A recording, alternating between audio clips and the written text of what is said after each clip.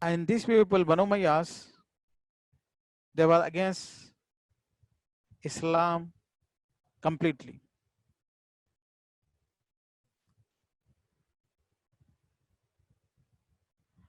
Prophet Muhammad sallallahu alaihi wasallam family also did not accept Islam, but tribalism was there. So the clan of Banu Abdul Muttalib, Banu Hashim, it was supporting him, not in the deen, supporting that these people should not kill him, these people should not persecute him. That is the way they were supporting him. Abu Talib especially was the leader of Banu Hashim that time, uncle of the Prophet Muhammad sallallahu alaihi wasallam. So in this situation, you can imagine Habiba, Ramla, her name was Ramla. Habiba was her kunya because Habiba was her daughter. So she embraced Islam. Can you imagine? These people, they are not allowing to the outsiders to embrace Islam. They are crushing them. They are talking against Prophet Muhammad sallallahu alaihi wasallam. They are stopping to embrace Islam. How they will deal with those people who are there in their family? It is a kind of humiliation for them. It is a kind of challenging them. But subhanallah, Umar, he went to kill the Prophet sallallahu. So somebody told, why do you want to go and fight the Prophet? Your dad, your sister itself, she embraced Islam. So he became angry, came and beat her until she started bleeding. Subhanallah. So brothers and sisters, you see this situation. She embraced Islam. And because they were women, not much reported, she was persecuted, disturbed, a lot of hardship she was facing. So her husband, Ubaidullah ibn Jahash, he also embraced Islam. So Salma narrated that the Prophet ﷺ was not being persecuted and disturbed a lot and beaten or killed because his family was supporting him. The other people, their family themselves were not supporting them. Banu Umayyah's family, who will support them? So what happened? So Prophet said that there is a Najashi in Ethiopia, a just king. You people travel there, migrate there. So with hiding, they were traveling and migrating. So it happened first time and the second time, two times. Subhanallah. First time it was the 5th Hijri, and after announcement of the Islam, 5th year of announcement of the Islam. Very few people embrace Islam. Then once again after 3-4 years,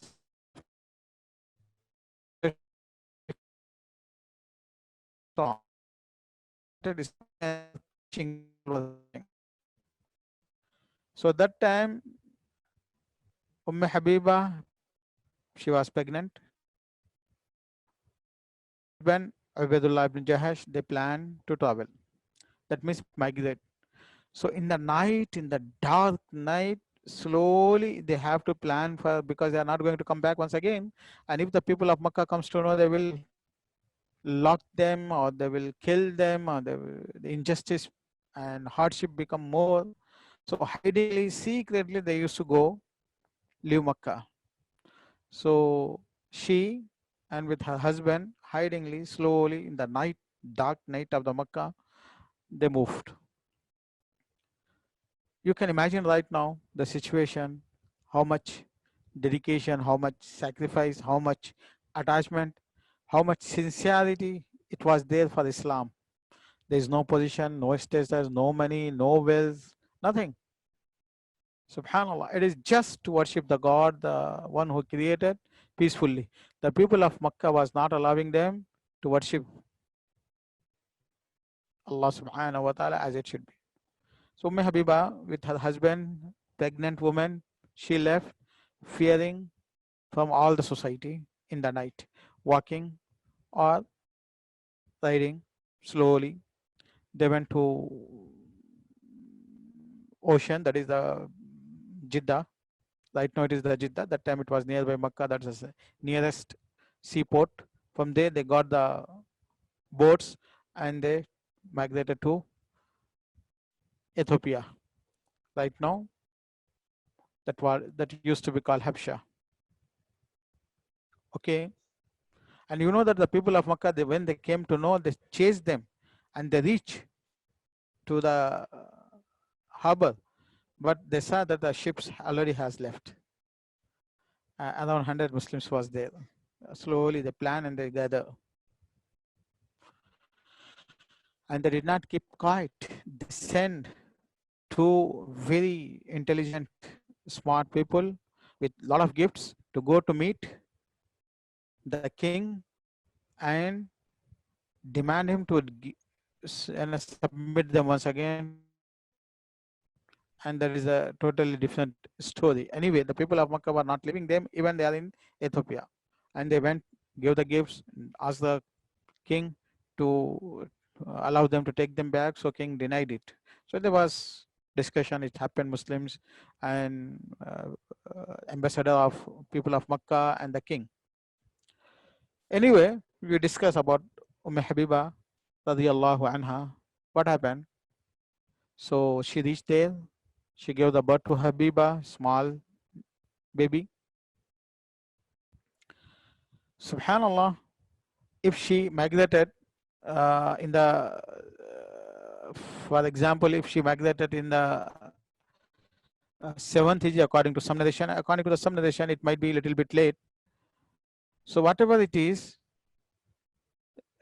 there was no hope that they would come back to Makkah, and they were living in a new place, new people, new city. In that situation, Allah subhanahu wa ta'ala tested her more. After some days, some time, her husband, who was searching the truth, before Islam, also before embracing Islam, he was inclined toward the Christianity. When he came here, all the people were Christian, the country was Christian, the people are Christian, the king is Christian. So these people are very few people, 100 Muslims or 110 Muslims, they are in one place. So he inclined toward the Christianity, and he tried to convince Habiba to embrace Christianity. She refused. So he became Christian, subhanallah. And she tried her best to stop, but he did not listen, so he became Christian. And then she became alone. Then she became alone. Only small baby girl, and she is alone in a place where there is no city, no family, no husband, except that Allah subhanahu wa ta'ala. So you can imagine the patience, you can imagine the dedication, you can imagine the sincerity. Just they want to worship Allah subhanahu wa ta'ala alone. Subhanallah. Brothers and sisters, we must read their stories, their dedication, their sacrifices. She was living alone without the husband. No one except Allah subhanahu wa ta'ala. Then Prophet sallallahu alaihi wasallam migrated to Medina. After 7 years, there was Battle of the Badr, Battle of the Uhud, the other small battles, Battle of the Trench. Then the Prophet traveled to Hudaybiyah. They did not allow, so there was a treaty between them, agreement. Then when came back the Prophet ﷺ, there was the Battle of Khaybar with the Jews. 7 years. That time Islam became a little bit powerful and known in Makkah. So that time the Prophet ﷺ was aware of the Muslims which is there in Ethiopia. And he was in contact with them. So when the news of death of her husband came and she became alone, the Prophet ﷺ wrote a letter to the king, Najashi, Nagas itself, asking him to marry Habiba to the Prophet ﷺ. So Prophet ﷺ appointed king as the wakil. Wakil is he was working on the behalf of the Prophet ﷺ. He was completing the marriage.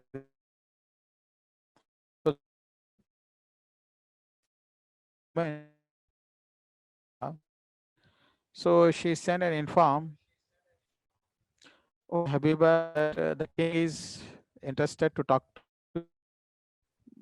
and that he want to marry you to the Prophet Muhammad Sallallahu Alaihi Wasallam, anyone from your clan, the people, the Arab, who is the biggest person or the important person, to let them to meet.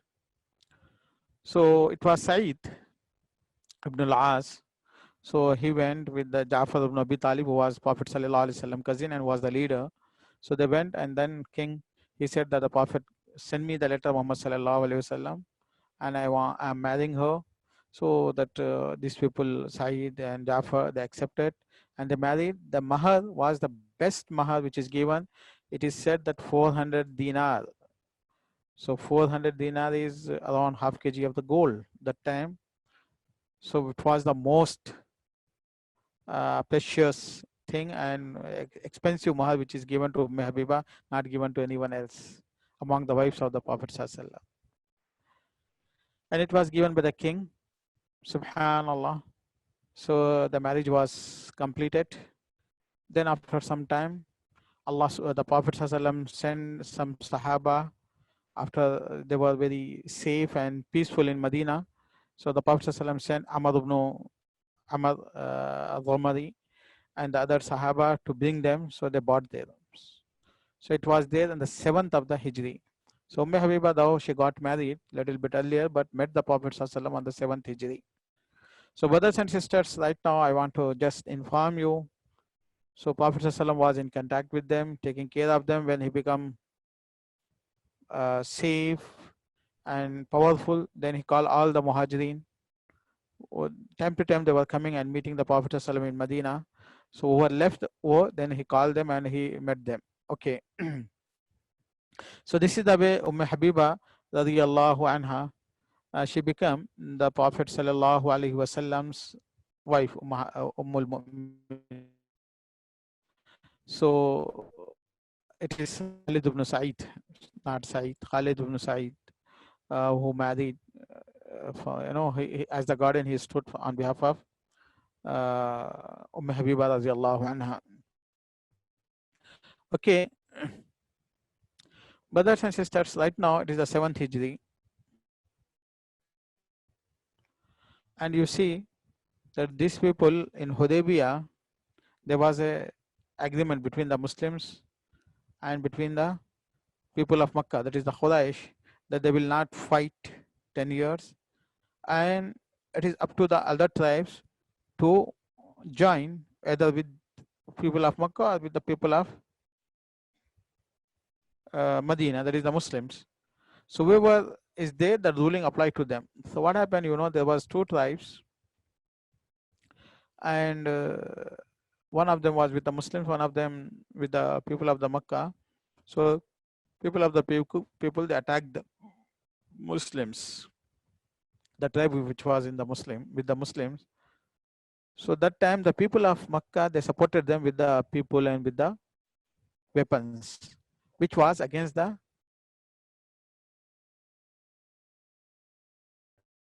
Muslims.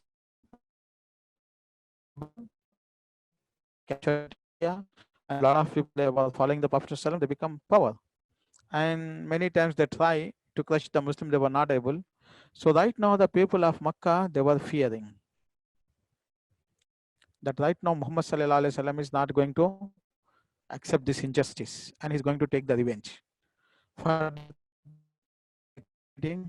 decided that we have to go and renew once again the agreement, so that more 10 years it should go continue. So they thought, so who should be there to go and speak to the Prophet ﷺ? So they said Abu Sufyan, leader. And now, after this incident, the Prophet was son-in-law of Abu Sufyan. Subhanallah. So that was one of the reasons. And when the news came to Abu Sufyan that Habiba got married to the Prophet Muhammad Sallallahu Alaihi Wasallam, so he said, ذاك فحل لا يجدع أنفه. He said he is the perfect hero. Fahlun is a hero. He is the perfect hero. Though he is an enemy, though a bitter enemy of the Prophet, but still the words he said, he is a perfect hero. No one is like to him. And no one is like to him, or it is not a human to become a son-in-law for someone. That is what he said. So anyway, brothers and sisters, right now, Abu Sufyan was sent to come Medina. He came to Medina. So instead of facing the Prophet Muhammad Sallallahu first, he went to his daughter house. So because this is the first time after around 10 years, the daughter is seeing the father and the father is seeing the daughter. So she didn't say anything. She did not welcome. So he thought because of the 10-year distance, there is a hesitation. So he himself started going to sit down on the bed of the Prophet Sallallahu. When he moved after talking, so Umm Habiba rushed and she uh, wrapped the bed of the Prophet Sallallahu and he kept it away. So he said, "Oh my daughter, whether the bed is not up to my standards or I'm not suitable for that bed." So Umm Habiba, subhanallah, can you see the love, the affection, the dedication? She said, this is the bed of the Prophet Sallallahu. It is respected and you are a non-Muslim right now and you are a najis, mushrik, and you are impure. I don't allow you to sit down that place. Subhanallah. He said, you have changed a lot, oh my daughter. So she said, no, I didn't change, but I accepted the truth. I become followers of the Prophet Muhammad Sallallahu. Then he said that as a mediator, intercession, shafa. So he wanted her to speak to the Prophet to make the agreement once again. She said, I don't involve. Then he went to Abu Bakr Siddiq Radhiyallahu anhu to speak to the Prophet to continue this treaty and this agreement. So Abu Bakr said, I don't involve in this matter. So he went to Umar Radhiyallahu anhu. So he said, Umar said, it was very clear. Umar said, do you think that I am going to intercede and become a mediator between you and the Prophet Sallallahu? Wallahi, by Allah, if I don't get accept the ants with me, then I will fight you people with the ants. So that was Umar very angry, very upset by the behavior of the people of Makkah. So then after that, he tried to meet Fatima, Aisha, Ali Razillah. No one is accepted. So just he announced in the masjid and he left. So when he reached to Makkah, the people asked him, what is the news? He said, I tried my best. Prophet Muhammad Sallallahu, he did not say yes, he did not say no, but I fear that he's not going to keep quiet. So anyway, brothers and sisters, two things right now we came to know. So migration of Umm Habiba when she was pregnant, having a child in a totally new country without any support, and her husband left her, become Christian. Then after that, he died also as a Christian, no relation. And the Prophet Sallallahu Alaihi Wasallam's wife living alone and being patient for continuously around 10 years alone, fighting for her and defending her iman, her faith, her dedication. When she came here, and you can see that she is meeting father after 10 years, but is still not allowing the father this bed or this mattress of the Prophet Sallallahu. You know that it has the respect and it is not suitable for you. Brothers, then later on, Habiba radiallahu anha's father Abu Sufyan, he embraced Islam. And the Prophet sallallahu alaihi wasallam died after the death of the Prophet sallallahu alaihi wasallam. Around 10 years after that, Abu Sufyan died. And after a lot of efforts and a lot of sacrifices for Islam, he did. So after the marriage of the Prophet sallallahu alaihi wasallam to his daughter, he never lead any fight against the Prophet sallallahu alaihi wasallam. So these are the wisdom of the Prophet ﷺ for getting the marriage to the different tribes with different influence. So he got married to Habiba. Then Abu Sufyan, though he was the leader of the people of Makkah, but he never led any army against the Prophet Muhammad ﷺ. And then after 4 years, he embraced Islam, well, the conquest of Makkah. And then he was one of the great leaders while they were fighting the Roman Empire. And it is narrated in the history that the war was so huge. The Roman army was 2 lakhs, as Muslim was 30,000, and Khalid ibn Walid radiallahu anhu was leading. So it is a very, very difficult and very, very serious war. Many times it continued for 6 days. Many times the Muslim defeated, but once again they recaptured the area.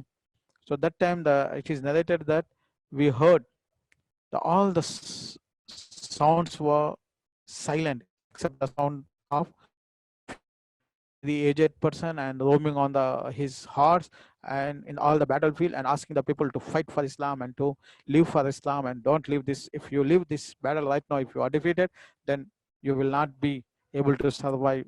So the historian, they recorded that all the voices were silent except the voice of Abu Sufyan radiyallahu anhu. So these people, though they fought the Prophet Muhammad when they embraced Islam, they sacrifice everything for Islam and they try to do whatever they did against Islam in the support of Islam. Jazakumullahu khair. Anyway, in this time when Abu Sufyan died, Habiba was aged, widow. So that time in third day, she called the perfume and she called the color and put it on her face and put it on her body. So then she informed that, see people, I'm not in need of this makeup. But I heard the Prophet ﷺ telling that mourning on any person is not allowed except for 3 days. Okay, except her husband for 4 months and 10 days.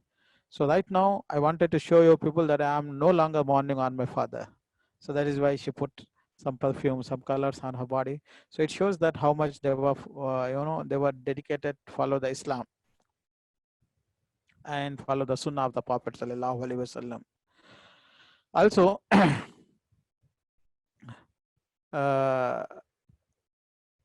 the death of the Prophet ﷺ, she lived as the Ummahatul Mu'mineen and following the deen and narrating the deen of the Prophet ﷺ to the Muslim Ummah.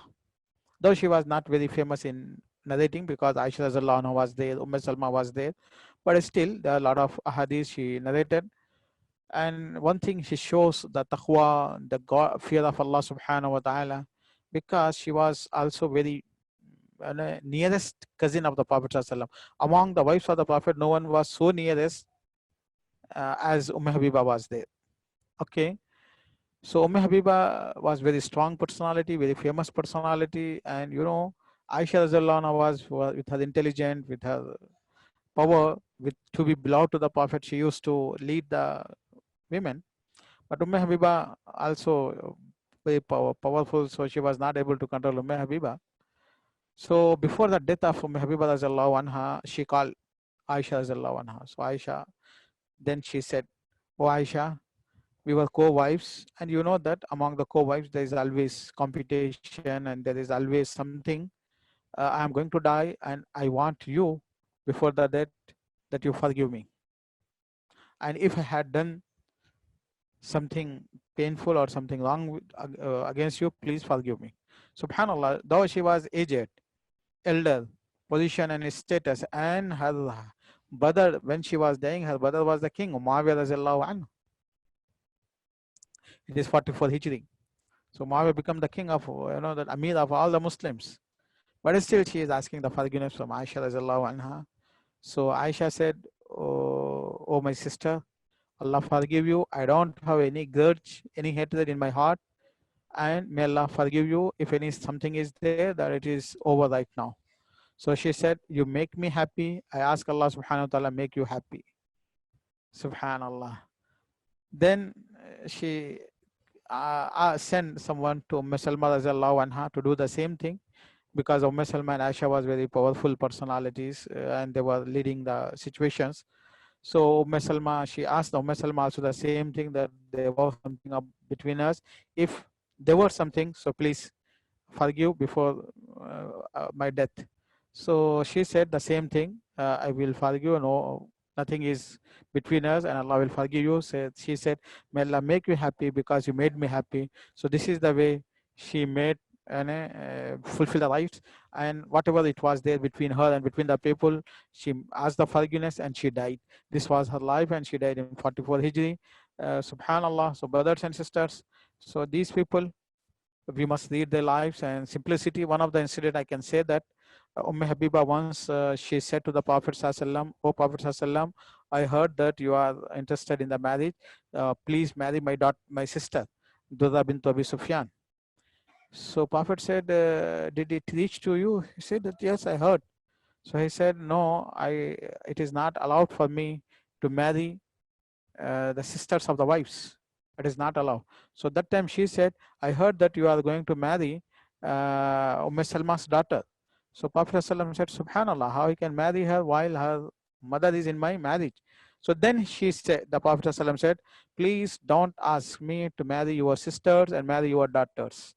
So you can imagine that at that time there was a very important sentence that Habiba said. So, "Do you want me to marry your sister?" He said that, "Yes, O Prophet ﷺ, in this khair, in this goodness, I don't allow anyone to share except my sister." So because she became the wife of the Prophet ﷺ, right now she wants that if there is a chance to be wife of the Prophet ﷺ and disregard, disrespect, so my sister should be sharing in that respect and this honor.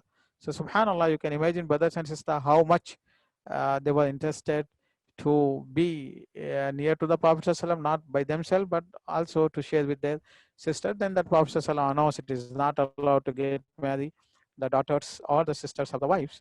So it is the principle in the Sharia. Anyway, so these are some situation and some incidents which make us to understand the personality of Habiba radiallahu anha. May Allah bless her. May Allah make her, that as she, give her all the respect what she did in this dunya. And she is no doubt all the wives of the Prophet sallallahu alaihi wasallam are the wives of the Prophet in this dunya, in the akhirah. That is what agreed upon the Muslim ummah. No one can go against it. These are the something I ask Allah subhanahu wa ta'ala to make us strengthen on iman and the deen. And we ask Allah subhanahu wa ta'ala to give us the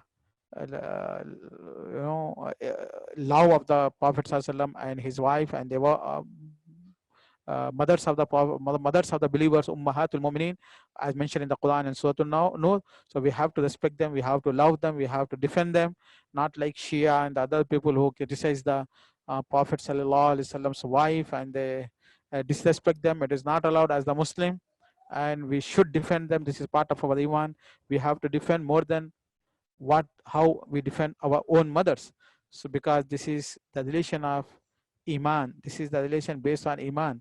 So brothers and sisters, that is why we wanted to highlight the lives of the Prophet sallallahu alaihi wasallam's wife and those women who sacrifice for Islam, inshallah.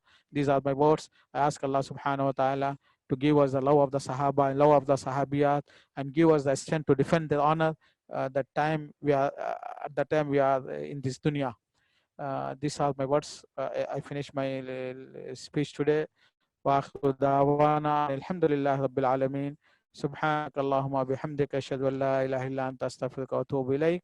After some time, inshallah, the Tamil lecture will start. Hopefully, you people continue and you will join once again. Jazakumullah khair.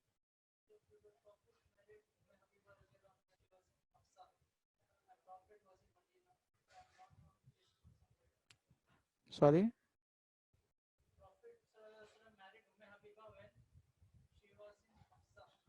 Yes, Prophet sallallahu alaihi wasallam got married to Habiba while Habiba was in Ethiopia, in Habsha. In Arabic, it is Habsha. In English, it is Ethiopia. But yes, she was in Ethiopia.